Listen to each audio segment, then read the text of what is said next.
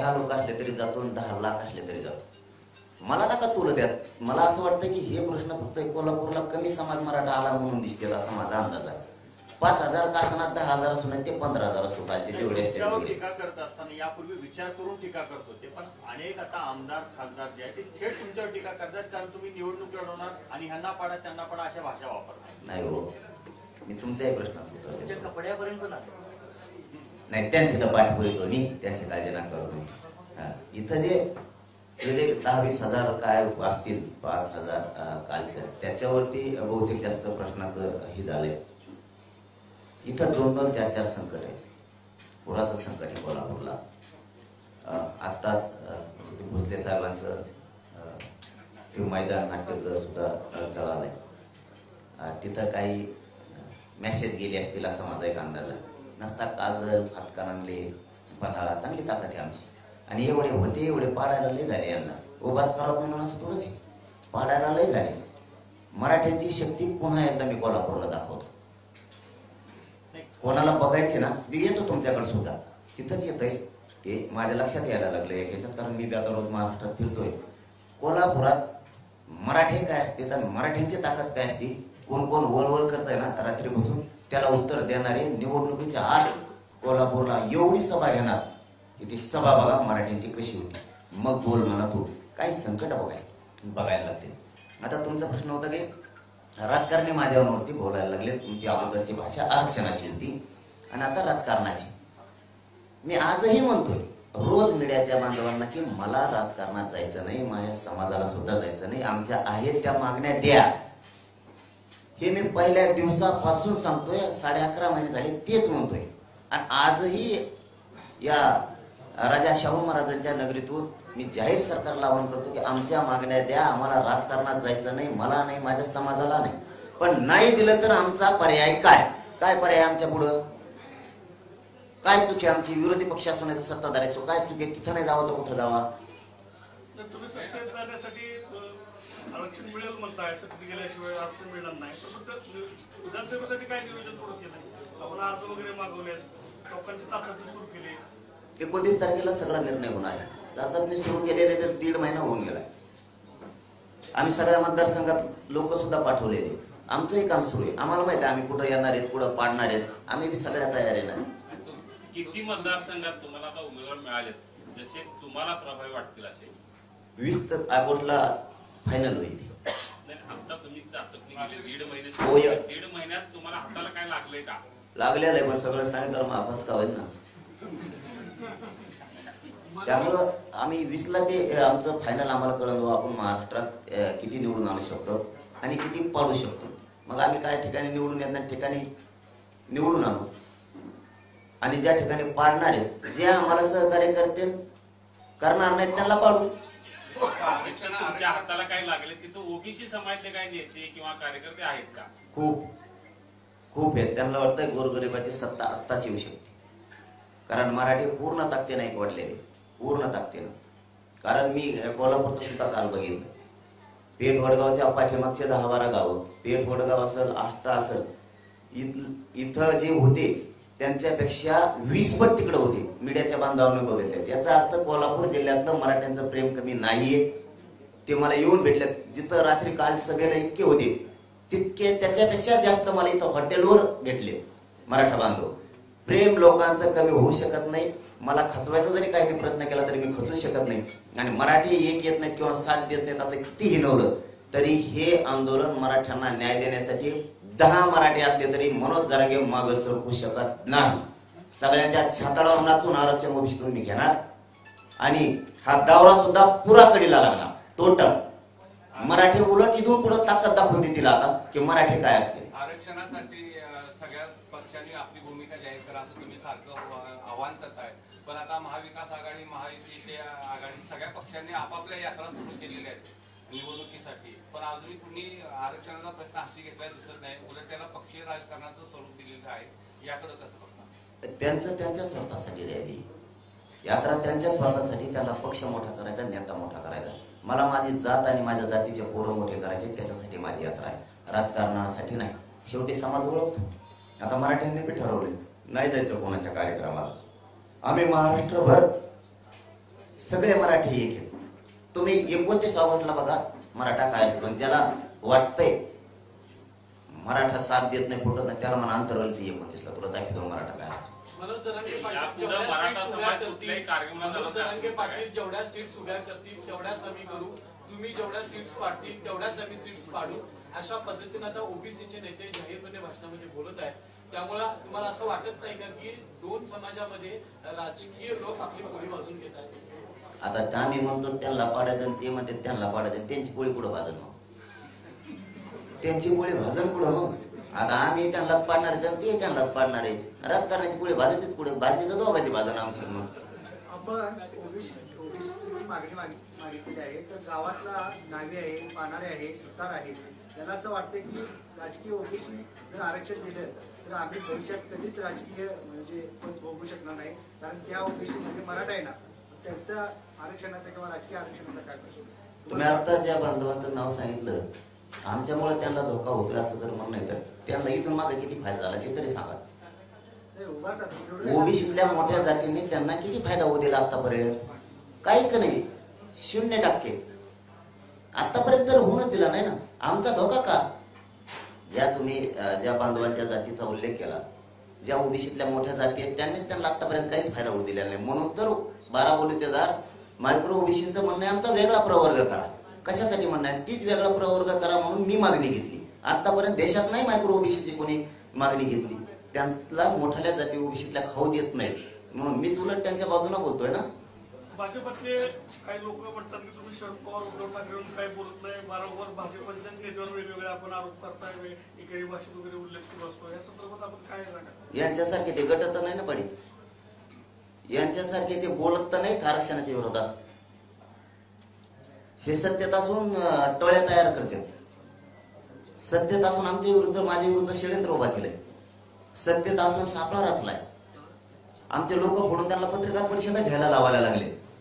आमचे असून किंवा सत्तेत असून मग न बोलणाऱ्याच्या माघार बोलावं का आम्ही?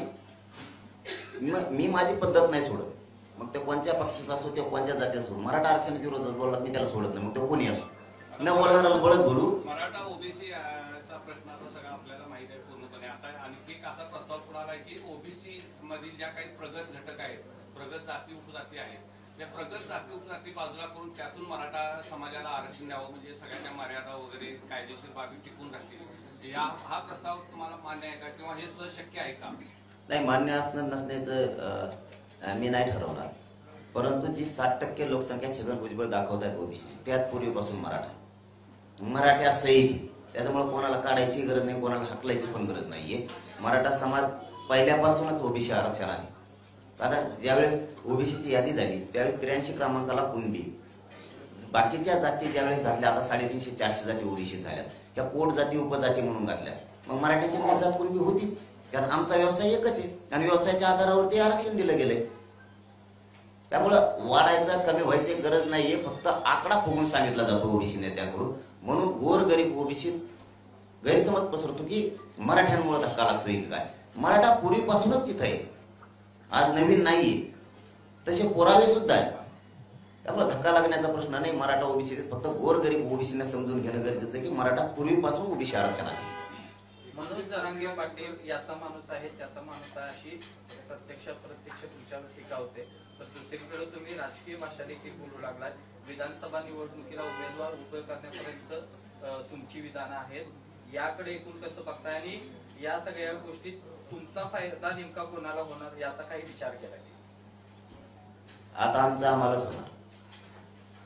सगळे मराठ्यांसह गोरगरीब जेवढे ओबीसी बांधवापासून, मुस्लिम बांधवापासून, दलित बांधवापर्यंत सगळे सामान्य एकत्र येणार आहे. कारण ही सामान्याची लाट, गोरगरिबाची लाट पहिल्यांदा आहे 70-75 वर्षात कधीच आलेली नव्हती.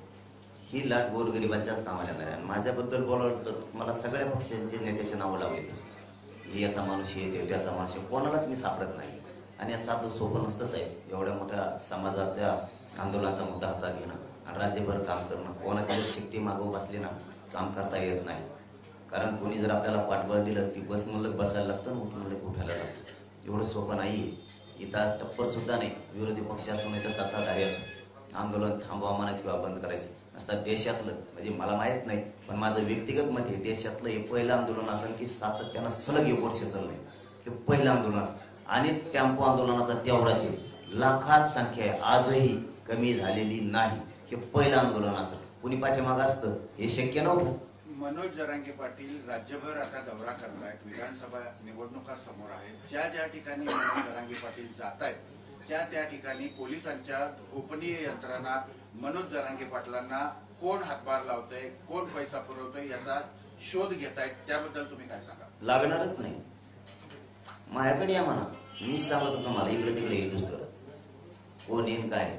त्याला ते शोध लावायसाठी आंतरवालीच्या परिसरात गोदापट्ट्यात ड्रोन सुद्धा सरकारने पाठवले, सरकारीच येते, तपास लागत नाही याचा अर्थ ते ड्रोन सरकारचे, कारण त्याची क्षमता इतकी प्रचंड आहे की ते 30-32 किलोमीटरवर उतरते. याचा अर्थ ते चिल्लर माणसाचं काम नाहीये, कारण ते खूप ताकदीचे येतं, कारण त्याला पैसा सुद्धा भरपूर लागत असणार. आणि सामान्य माणसाला जर ते त्याला घरट्या घालायला लावायचे असले त्याला ते शक्य नाही, कारण ते 30-32 किलोमीटरवर उतरते, एवढी क्षमता आहे त्याची. त्यामुळे ते बी सापडी देत आणि मागं बी सापडेलं त्यांनी. 11 महिने शक्यतो त्यांनी तेच काम केलंय. मागं कोण पैसे पुरीत आहे, आंदोलनात लोक कुठून येतात, लोकात आक्रोश आहे स्वतःच्या लेकराचा. लोकाला स्वतःच्या मुलाचे चेहरे बघितल्यावर जेवण सुद्धा जात नाहीये, त्या आरक्षणामुळे इतके हाल होत आहे. त्यामुळे लोकांमध्येच इतका आक्रोश आहे, लोक स्वतःहून पक्षाचे नेते सोडून आंदोलनात सहभागी. काल आपण म्हटलं की हे आंदोलन आता अंतिम टप्प्यात आले, सगळे सोयरीच्या संदर्भातला निर्णय फक्त बाकी आहे. मात्र सरकार असं म्हणते की सगळे सोयरे आणि रक्तसंबंध यामध्ये काहीही फरक नाही. मात्र हे मनोज जरांगे पाटलांना समजावून सांगणं खूप गरजेचं आहे. रक्तसंबंध कायदा आणि जे सगळे सोयरे म्हणतात हे दोन्ही एकच आहे. सगळे सोयरे रक्तनाते एक असतात का? रक्तनाता म्हणजे चुलते पुतणे काकी भाऊ, आणि सगळे सोयरे म्हणजे आपण लग्न करतो ते. चुलतान पुतणे भाऊ लग्न करते गेला मग असं होतच नाही ना. सगळे सोयरे गिरीश महाजन साहेबांचं माझं तुमच्या प्रश्नावरती चर्चा झाली ह्याच. ते म्हणले हे तर झालेलं आहे रक्तनाते संबंधाचं. म्हणलं झालेलं आहे म्हणलं तर अडचणच नाही राहिली मग आम्हाला. ते म्हणले हे बघा नोंद निघाली, त्याच्या चुलत्याला पुतण्याला काक्याला आजोबाला आत्याला घेता येतं, हे झाले सगळे सोयरे. म्हणलं हे कापासून सगळे सोयरे झाले? चुलते पुतणे एकमेकाशी लग्न करीतच नाहीत म्हणलं, आमच्या तुमच्यात करीत असले तर मला नाही माहित. ही आमची व्यासपीठावर मीडियाच्या समोर चर्चा झालेली. सगळे सोयरे म्हणजे त्यांना आम्ही व्याख्या दिलेली, त्यांना ती पडती, फक्त ती आले आता अडचणीत, कारण त्यांनी 2012च्या कायद्यात दुरुस्ती करायचं ठरवलंय. त्यासाठी अधिसूचना काढलेली आणि त्या व्याख्येसह काढलेली. व्याख्या काय? मराठा समाजात परंपरेनुसार पिढ्याना पार लग्नाच्या सोयरीकी जुळतात, गणगोतात ते सगळे सोयरे. याचा स्पष्ट अर्थ काय होतो? पाहुणेच आपले सोयरेच. रक्त नात्याचे कुठं होते त्याच्यात अर्थ? रक्त नात्यात कधीच लग्न करत नसते पिढ्याना पार, परंपरेनुसार होतच नाहीत रक्त नात्यात. चुलता पुतण्या संघ करीत नाही, आज संघ करीत नाही, आमच्यात नाही करीत बा म्हणलं. आता ते तुम्हाला अधिसूचना सुद्धा पाहिजे असले तर देतो मी, त्याच्यात सुद्धा व्याख्या आहे. त्यामुळे ते आता फुल अडचणीत आले. ते करताना तो कायदा असा सांगतो 2012चा, मागासवर्ग, इतर मागासवर्ग, विशेष मागास प्रवर्ग याच्यासाठी तो कायदा लागतोय 2012चा ओबीसी आरक्षणाचा. आणि एखादी जात किंवा एखादा समूह जर त्याच्यात घालायचा असला तर 2012चा कायदा दुरुस्त करावा लागतो, त्याशिवाय ओबीसी आरक्षणात जाता येत नाही. आणि ती सगळ्या सोयरीच्या अंमलबजावणीसाठी अधिसूचना त्यांनी आता काढली, त्याच्यावरती हरकती मागितल्या. ती जर लागू केली तर एका नोंदीच्या आधारावर जेवढे सोयरे आहेत मराठीचे, नोंद नसली तरीही ते सगळे ओबीसी आरक्षणात जाणार आहे. तशी व्याख्याच आहे तिची. त्यामुळे ते कितीही आता काय करते, ते गैरसमज पसरायचा प्रयत्न करायला लागलेत मराठ्यात. पण टिकत नाही, ही एक त्यांनी गैरसमज सुरू केला. टिकत नाही. मला सांगा, जर पूर्वीच केलेले रक्तनात्या संबंधात, तुमच्या कोल्हापूरचाच नेता बोललेला आहे ते रक्तनात्याच्या संदर्भात, इधरला आहे, पण ते तिकडून निवडून येतो पुण्यात कामान नामाचं मोगम बरळत तुमकडे गेली. त्यांनीच सांगितलं की बाबा रक्तनात्याचे 2017ला झालंय. 17 झालं, मग आधी सूचना काढायचं काय करत होते आता? काय किती येड्यात काढणार यार तुम्ही लोकाला? किती येड्यात काढणार तुम्ही लोकाला? जर रक्तनात्याची पूर्वीच काढलेली त्यालाच तुम्ही सगळे सोयरे म्हणताय, 17ला काढली तर मग आता सगळे सोयरीची अधिसूचना काढायची गरज काय? तरी पण ती अधिसूचना यासाठी काढली की मराठ्यांना नवीन नोंद नसली तरीही त्या मराठ्यांना कुणबी प्रमाणपत्र द्यायचे. कारण ज्या मराठ्यांची नोंद सापडली त्याचा आणि नोंद न सापडलेल्या मराठ्यांचा व्यवसाय एकच आहे, म्हणून त्या कायद्याच्या आधारावर द्यायचे. ती कायदा उडत नाही. बरं, आता यांना एवढंच वाटतं ते उडणार आहे, तेच म्हणतात मीडियात ते टिकणार नाही. टिकणार नाही तर छगन भुजबळ राज्यात एवढा आंदोलन करतो का म्हणून सगळे सोयरे लागू करा नका म्हणून? सगळे ओबीसी नेते काय कुठले की सगळे सोयरीची अंमलबजावणी करा नका म्हणून? जर उडणारच आहे तर झोपा ना घरी, जाईल उडून दे. बरं, सरकार बी एवढं टेन्शन मध्ये का आलं मग? का बैठका बोलवतोय ओबीसीच्या? सगळे सोयरीची अंमलबजावणी करायची नाही म्हणूनच ना. जर ते उडणार आहे तर टेन्शन घ्यायची गरज नाही. राज्यात 3 पक्ष सत्तेवर आहेत, त्यातले कुठले पक्ष तुमच्या बाजूने बोलतात आणि कुठले पक्ष विरोधात बोलतात? नेमका विरोध कोणाचा आहे? कारण छगन भुजबळांचं नाव येते वारंवार. बाकी 3 पक्षाच्या प्रमुखांची भूमिका काय आहे? 3 नाही, सगळे 6चे 6. कोणालाच वाटत नाही मराठ्यांचं कल्याण व्हावं आता पण आणि 75 वर्षापासून पण. आणि हेच मराठ्यांनी यावेळेस बोलवलंय, म्हणून सामान्य गरीब मराठा आपल्या बाजूने हो. हा, कुणी येऊ नाही तर नाही. फक्त ईदाला प्रश्न होता तर निवडणुकीच्या आत इथं मराठी मी दाखवतो कोल्हापूरला टाकतील. इथल्या मराठ्यांना तुम्ही हिनवलं ना, किंवा आमच्या दौऱ्याला हिनवलं ना, किंवा आम्ही मराठ्यांसाठी काम करतो म्हणून तुम्ही हिनवलं ना, आता रिस्पॉन्सच नाही, पुढं गर्दीच नाही. तुम्ही संख्येत तोलायला लागले का? मराठ्याला संख्याच पाहिजे का? मराठ्यांची बुद्धी, मराठ्यांचं मन काय म्हणतंय हे नाही शोधलं तुम्ही. घरात असा मराठा नाहीये. मी प्रामाणिकपणा सांगतो, मग तो पक्षाचा बी असू द्या. त्याला वाटतंय मनोज जरांगे पाटील करतोय योग्य करतोय, आपल्या लेकरांसाठी करतोय. पक्षातला सुद्धा मी सगळ्या क्षेत्रातले सांगतो तुम्हाला, डॉक्टर असतील, वकील असतील, शिक्षक असतील, बिल्डर असतील, उद्योगी असेल, शेतकरी मराठा असेल, ऊस तोडणार असेल, ट्रॅक्टर ड्रायव्हर, सगळे श्रीमंत मराठा, सगळ्यांना वाटतं हे योग्य पावले. पण तुम्ही जर संख्यात तोलणार असला तर तुम्हाला मला संख्या कोल्हापुरात दाखवावी लागणार, कारण तुम्ही माझ्या मराठ्याला हिनवलंय. मराठी एक होत नाही. एकीकडे आपण पाहतोय की मराठा आरक्षणाचा प्रश्न इतका गंभीर असताना देखील दुसरीकडे मी मुख्यमंत्री तू मुख्यमंत्री अशा प्रकारची भूमिका मांडली जाते. बाकी या प्रश्नावर मात्र कोणी बोलत नाही. अजितदादा म्हणतात की मला मुख्यमंत्री व्हायचं आहे, बाकीच्या प्रश्नावर फार बोलताना दिसत नाही. हे पहिल्यापासूनच बघलं दादा, 70 वर्षापासून हेच झालं आमच्या वाट्याला. म्हणून मी मराठ्याला सांगतो, पक्षाचे नेते आणि पक्ष मोठं करायचं आता बंद करा थोडं. यांच्या मागं पुढं पडून तुमच्या पोराचं कल्याण होणार नाही. म्हणून आपल्याला आरक्षणाशिवाय पर्याय नाही. शिक्षणात पोरं वर जातील, नोकऱ्यात पोरं वरती जातील, त्यानंतर आपण व्यवसायाकडे वळू. व्यवसायाकडे पोरं गेले पाहिजेत, व्यवसायही सुरू झाले पाहिजेत. परंतु प्रथम त्यांना आरक्षण देणं खूप गरजेचं आहे. आणि हे राजकारणी लोक मिळून देणार नाहीत. यांच्या अशा शर्यती चालणार, तू उपमुख्यमंत्री, मी होतो मुख्यमंत्री, तू करा असं. याच्यातच पूर्ण आयुष्याने घालवलंय. पण आपलं आयुष्य यांच्या स्पर्धेत मागं पडून गेलंय. आपल्याला पोरं मोठं करायचं असते तर एक जीवानं राहावं ही माझी समाजाला विनंती. माझी एवढीच तळतळ आहे. मला काय, मी पहिले एक तर गरीब आहे पहिल्यापासून, मी साधा माणूस आहे. मला काय 100 लोक असले तरी मी उकाड्यावर बसतो, आणि 10 लाख असले तरी मग तेच असं आहे का? इथून मागं 10 लाख होते तेव्हा मी मनात हिंडत होतो, खाली बसतच नव्हतं. तेव्हा माझं असं तेच होतं. आता 100 लोक असले तरी माझं तेच आहे. माझं वागणं, मी गरीबातला आहे. मला लय मोठे लोक असले तरच करमत, नाही तर करमत नाही असं मग काय नाही. कारण पहिल्यापासूनच आम्ही 2 4 राहणारे लोक आहे. कारण यांना सवय आहेत त्या नेत्यांना, गर्दी लागायची, चपला सोडलेले मोठ लागायचं त्यांच्या बंगल्या पुढे यांना तरच करमत, नाही तर मग हे राजकीय संन्यास घेतात. तसं मला काहीच नाही, मला काही सुखदुख नाही. मी 10 मराठ्यांचे लोक आणले तरी जीव गेला तरी त्या गरिबांसाठी लढणार, आणि करोड असले तरी जीव गेला तरी लढणार. करोड लोक होते अंतर्वलीत, करोड, तरीही मी कधीच हवेत चाललो नाही.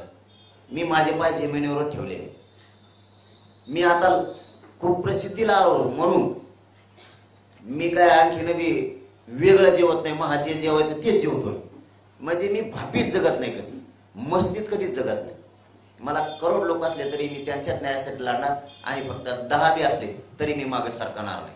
पाठ पुरवणार सरकारची, पण मराठ्यांना आरक्षण देणार. फक्त मराठ्यांनी एक लक्षात ठेवायचं, पुढं मराठ्यांना कुणी हिनवायला लागलं तर हिनवणाऱ्याला सोडायचं. पाटील कपडे घालू अथवा न घालू सारखे दिसतात, दाढी वाढवल्याने छत्रपती होत नाही असं राजेंनी टीका केली तुमच्यावर. नाही जाऊ दे, त्यांना काय आता कामात लावलेलं फडणवीस साहेब. हा, फडणवीस साहेबांची टोळी घेतली अभियान, ते दरेकरण केलेलं अभियान आहे. दरेकरणात आता बरेच समन्वयक सुद्धा फोडलेत मराठ्याचे. पहिले ते क्रांती मोर्चा फोडला होता, त्याच्यात एका क्रांती मोर्चे ते 3 क्रांती मोर्चे केले. महापाप डोक्यावर घ्यायला लागले ते मराठ्यांचं. काही आमदार जमा केले, काही संघटना जमा केल्या. हे अभियान आहे, ते अभियान नाव दिलं त्यांनी, पण ते मला उघडं पाडण्यासाठी, मला एकटं पाडण्यासाठी ती सापळा आहे, षड्यंत्र असलेलं जाळं आहे ते सरकारचं.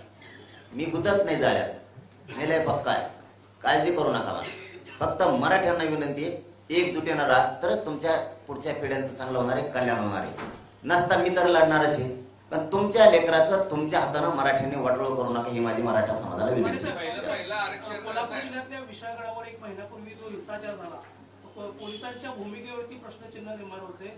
गृहमंत्रालय कुठेतरी अपयशी ठरले का? कारण एकीकडे तुमच्या आरक्षणाचा लढा सुरू आहे, तर दुसरीकडे सामाजिक सलोखा बिघडवण्याचा प्रयत्न सुरू आहे. काय सांगाल? हे काय आता मला ते त्या मॅटरमध्ये लय जास्तीचं माहिती नाही, ज्यात माहिती आहे ना त्यात मी बोलत असतो. मला त्यांनी माहिती घेऊन बोलावं माणसाने. तुमच्या प्रश्नाचं उत्तर वाटलं पुढच्या प्रेसमध्ये तुम्ही पुरी माहिती घे, कारण मी काम करताना गरीबाचं करतो, त्यामुळे मी सगळी माहिती घेऊन करतो. आणि एखाद्याचं पडायचं असलं तर त्याची माहिती घेतल्याशिवाय मी बोलत नाही. मी आहे साधा, पण एकदा परफेक्ट उतरलो ना मग मागं सरकत असतो. त्यामुळे ज्यात माहिती उगं भसकून बोलून जायचं म्हणून बोलून जायचं आणि काहीतरी उगाच काडी लावून ठेवायचं आणि मोकळं व्हायचं, असं धंदे मी नाही करत. तुम्ही स्वतः विधानसभा निवडणूक लढवणार आहे? नाही, कधीच नाही. आपल्या त्या आवडतच नाही राहत, मग मागच खासदार झाला असतो. 29 पहिलं आरक्षण काय होणार आहे, काय नेमकी त्या ठिकाणी घोषणा होणार आहे? आणि आपण वारंवार म्हणतोय की आम्ही अनेकांना पाडल्यानंतर नेमकं केला तुम्ही निवडून देणार किंवा स्वतः तुमच्या उभे केलेले उमेदवार निवडून देणार, तर पुढची नेमकी दिशा कशी असणार आहे? आता ती 29ला फायनल होईल, सगळ्याला विचारात घेऊ. पण जरी आमच्या विचारातच निवडून येणार, शेवटी जरी जिथं उभा आम्ही केला नाही, ज्याला आमच्या मागण्या मान्य आहेत त्यालाच निवडून आणणार आहे. कारण काही ठिकाणी, कारण ते डाव खेळायला लागतात राजकारणात, त्याला पर्याय नाही. आणि ते डाव मला शिकलेत त्यांनी. धन्यवाद. चला. पहिलं आरक्षण सर्वोच्च न्यायालयात निवडायला गेलं, आता 10% न्याय प्रविष्ट झालेला आहे. आणि आता तुम्ही जे सगळे सोयरे किंवा नातेसंबंध वगैरे सगळं सांगितलं, शासनाचे जी आर वगैरे कोर्टात टिकतील नाही टिकतील ते कायद्याच्या कसोटीवर असते, ऑन मेरिट असते. पण ह्या सगळ्या त्याच्या परिस्थितीमध्ये ऑन मेरिट तुम्ही कोणत्या प्रकारचा प्रस्ताव सुचवताय? सगळे सोयऱ्यांची अंमलबजावणी झालीच पाहिजे.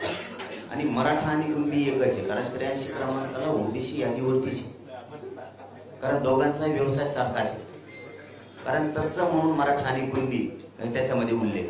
त्याच्यामुळं मराठ्यांना 83 क्रमांकानुसार शासन निर्णय करायला काहीच हरकत नाही सरकारला, कारण ते टिकतंय पण आणि कधी उडणार पण नाही. चल, धन्यवाद. शेवटचा प्रश्न, विशाळगडचा प्रश्न एवढ्यासाठी मांडला होता की मराठा समाजातील तरुणांनी आरक्षणाच्या पाठीमागे न लागता हिंदू मुस्लिम वादात पडावं, अशा या संदर्भात अशा घटना घडवल्या जातात. तुम्ही मराठा समाजातील तरुणांना काय संदेश द्याल या ठिकाणी? आणि योग्य वेळी मी मराठ्यांना संदेश देतो. मराठा आता सध्या एका बाजू नाही, हे मात्र मान्य करा. अरे ते धरणच बरं काय त्या धरणाचं मला माहिती नाही आहे, मी पण माझ्याकडे आता मी नुसतं काल ते मांडलं. अरे बघ ते आता इकडच्या लोकांचं महाराष्ट्रात लोकांचं वाटलं व्हायला लागलं, काय व्हायचं ते आता ठरवलं नाही. आता मी नुसतं काल बोललो की 2 जलतज्ञ येऊन गेलेत माझ्याकडे, म्हणजे लगेच मला साक्षी की देते, हे असं केल्यावर असं होतं, पाणी इकडून पळण ते तिकडं न्यायचा. मी बोललो का आपण लोक येऊन शिकी दे मला. एखादा जर मी त्याला पाडीत म्हणलो ना, त्याला कसं पाडायचं त्यांचेच लोक येऊन सांगतात मला. तसं आहे ते. आता मी नुसतं धरणाचं नाव काढलं की जलतज्ञ माझ्याकडे यायला सुरू झाले.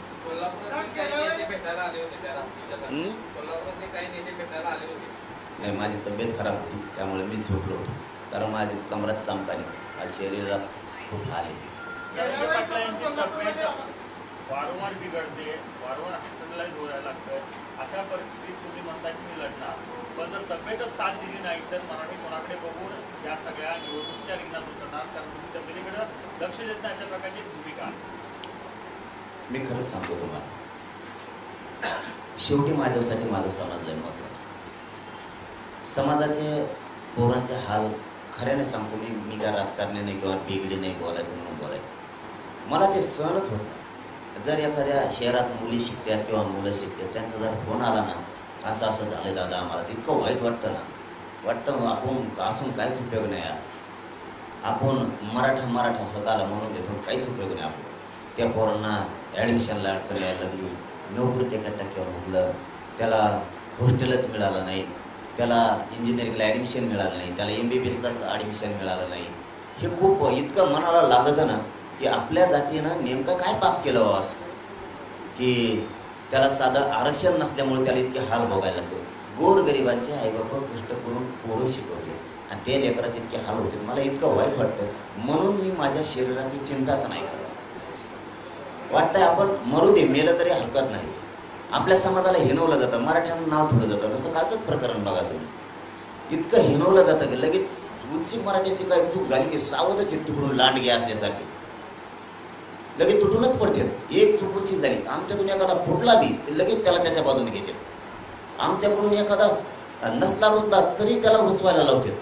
कोण सापडून आणतात. आमच्या विरोधात नेता बोलला बी तर त्याचं ध्येयच असतं की लगेच त्याने त्याच्या तिकडे नेऊन बसेलाच व्यासपीठावर त्याच्या लगेच त्याची बाईट सुरू. म्हणजे इतके हिनवतात ना माझ्या समाजाला. एखाद्या वेळेस काही 4-2 जिल्ह्यात मराठी नाही जमले म्हणून लगेच हिनवायला सुरुवात करायची. मराठी आता येत नाहीत, मराठी आता एक झाले नाहीत, मराठी आता मनोज जरांगे पाटलाला साथ देत नाहीत, लगेच हिनवायला. मला ह्या गोष्टी सहन याच्यासाठी होत नाहीत. आरक्षण नाही, आता भिकाऱ्यासारखं आरक्षणच मागायला लागले मराठी. म्हणजे हे जे हिनवतात ना आणि असं बोलून घेतात काही जण प्रेसच्या माध्यमातून त्याच्या माध्यमातून बोलून घेतात मोठं. त्याला काय सुख वाटतं त्याच्यात, त्याला काय मोठेपणा आहे, काय छाताडबडीत आहे त्याचे त्याला माहिती. त्याला त्याच्यात त्याची काय मर्दानगी दिसते हेही कळत नाही. परंतु याचमुळं खरं मी माझ्या शरीराचा विचार नाही करत. वाटतंय आपल्या जीवात जीव आहे ना, मरणाच्या शेवटच्या घटका मोजायचा पण मराठ्याला न्याय द्यायचा. वेळ काही असू दे, शरीरावर असू दे किंवा समाजावर असू दे, आपण मात्र लढायचं. लोक 10 असू दे नाही तर 10 लाख असू दे, हटायचं. आणि तो पण माझा पक्का आहे. बाकीच्यांनी विडावर चाललाय मराठ्यांचा अपमान करायचा, मराठ्यांना हिनवायचं, मराठा संपला पाहिजे. मी विडाच उचललाय, मराठ्याला मोठंच करून दाखवणार. गोरगरिबाला आरक्षण दिल्याशिवाय मी हटत. चला बस, धन्यवाद.